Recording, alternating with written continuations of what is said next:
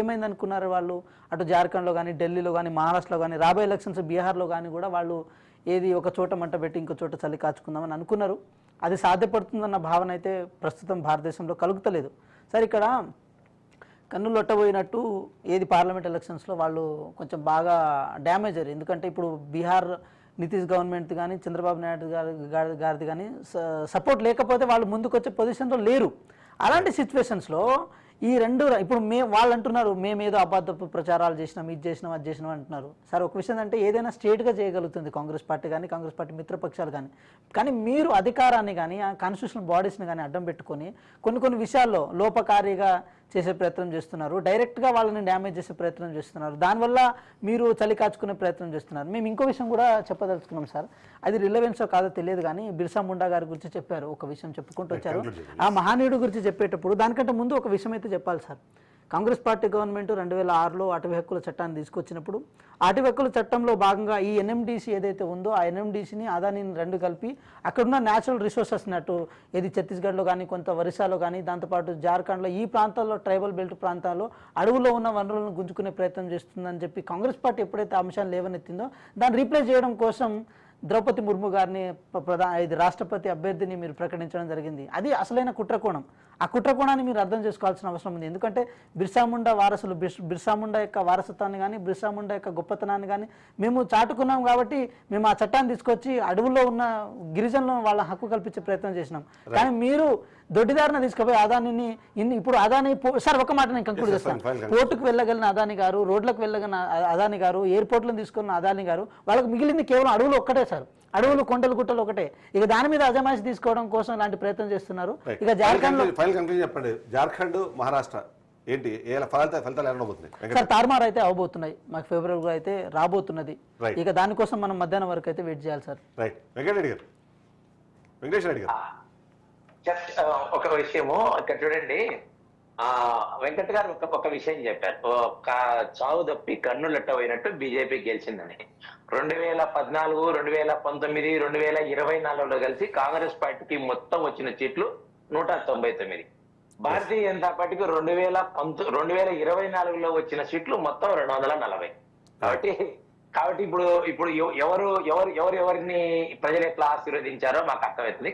కాబట్టి parliament election లో Congress party చేసినటువంటి రిజర్వేషన్ల పైన తప్పుడు ప్రచారం వల్లనే మేము వెనుకబడాల్సి వచ్చింది. కాబట్టి ప్రజలు ఈ రోజు తెలుసుకున్నారు. ఈ రెండు రాష్ట్రాల్లో కూడా జరుగుతున్న ఎన్నికల్లో, ఈవెన్ వైనాడులో కూడా మా నవ్య గారు, మా కార్పొరేటర్, కోజికోడ్ కార్పొరేటర్ గెలవడానికి గట్టి పోటీ ఇస్తున్నారు, ప్రయత్నం చేస్తున్నారు. కాబట్టి అది కాంగ్రెస్ పార్టీ యొక్క సిట్టింగ్ సీట్. అది ఎవరిది? రాహుల్ గాంధీ. కాబట్టి వారు రెండు ప్లేస్లలో గెలిచారు కాబట్టి అక్కడ కూడా ప్రయత్నం చేయడం జరుగుతుంది. జార్ఖండ్ లోను అదే విధంగా మహారాష్ట్రలోనూ ప్రజలు మా మీద ఏదైతే బాధ్యత పెట్టుకున్నారో వాటిని, వాళ్ళ ఆశయాలు నెరవేర్చడం కోసం ఎన్డీఏ ప్రభుత్వం ఏర్పాటవుతుంది. ఇంకా మరిన్ని కూడా చెప్పని పథకాలు కూడా అభివృద్ధి చేసి చూపిస్తాము. సంక్షేమ పథకాలే కాపోకుండా అభివృద్ధి చేసి ఉద్యోగ ఉపాధి కల్పన చేయడానికే, ప్రజలకు ఉద్యోగ కల్పన చేయడానికే ఈ ప్రభుత్వం పనిచేస్తుందని మీ ద్వారా తెలియజేస్తున్నాం. ఫైనల్ పాయింట్ చెప్పేసి, రెండు రాష్ట్రాల ఎన్నికలు ఫలితాలు ఎలా ఉండబోతున్నాయి? కంటిన్యూ అవుతుందా ఇప్పుడు ఈ లీడ్?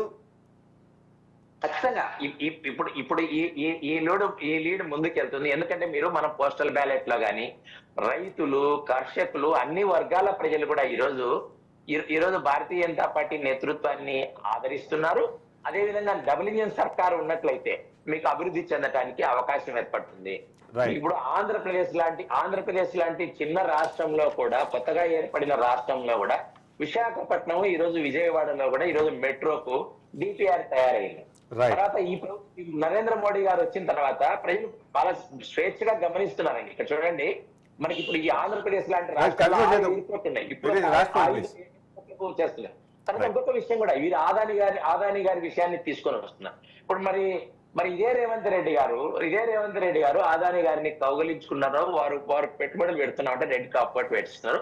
కానీ రాహుల్ గాంధీ గారికి సింక్ అవటం లేదు. రాహుల్ గాంధీ గారు దాన్ని వ్యతిరేకిస్తున్నారా, సమర్థిస్తున్నారా అని.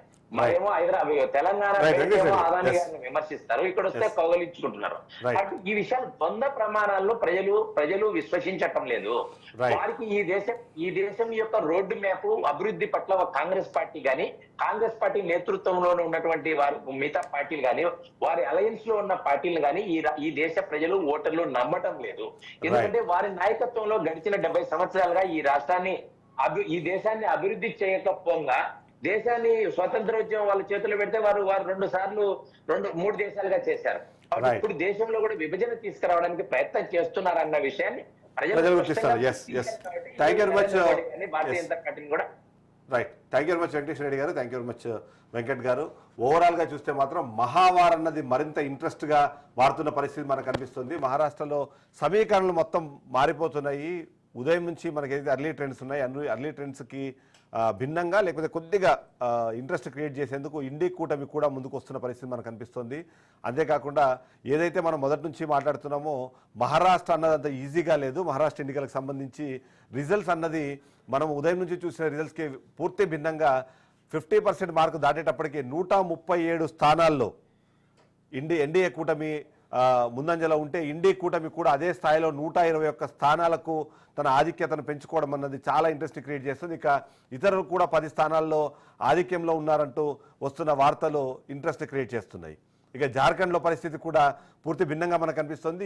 ఎన్డీఏ కూటమి 35 స్థానాల్లోనూ, ఇండి కూటమి 24 స్థానాల్లోనూ ఆధిక్యతను ప్రదర్శిస్తున్న నేపథ్యంలో హంగు ఉండే అవకాశం ఉందంటూ గతంలో ఏదైతే సర్వే ఫలితాలు ఏదైతే ఎగ్జిట్ పోల్స్ కానివ్వండి లేకపోతే అంచనాలు ఏవైతే ఉన్నాయో వాటికి అనుకూలంగా ఇది వెళ్తున్న పరిస్థితి మనకు కనిపిస్తోంది. అంతేకాకుండా మహారాష్ట్రకు సంబంధించి మాత్రం ల్యాండ్ స్లైడ్ విక్టరీ ఉండబోతోందంటూ కొన్ని సర్వే సంస్థలు ఇప్పటికే అంచనాలు వేశాయి. కానీ బట్ దానికి విభిన్నంగా టగ్ ఆఫ్ వార్ నడుస్తోంది.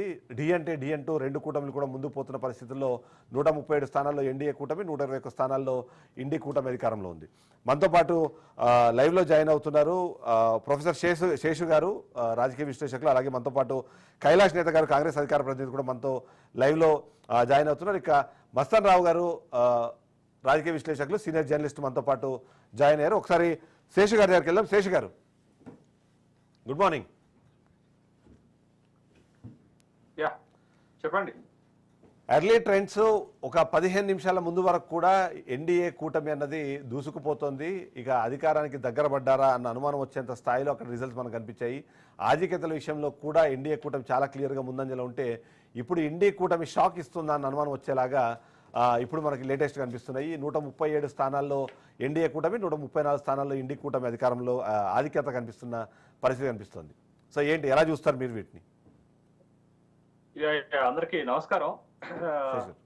మనకి ప్రీ పోల్ సర్వేలు చూసాము, ఎగ్జిట్ పోల్ సర్వేలు చూసాము. ఇప్పుడు ఎగ్జాక్ట్ పోల్ సర్వేల కోసం, ఎగ్జాక్ట్ పోల్ రిజల్ట్ కోసం వెయిట్ చేస్తున్నాం. ఇంకొక 1-2 గంటల్లో మనకి ట్రెండ్స్ లేకపోతే ఏ రాష్ట్రాల్లో ఏ పార్టీ అధికారంలోకి వస్తుందో చాలా స్పష్టంగా తెలుస్తుంది. ముఖ్యంగా ఎగ్జిట్ పోల్ మనం చూస్తే మెజారిటీ ఎగ్జిట్ పోల్లో మెజారిటీ సంస్థ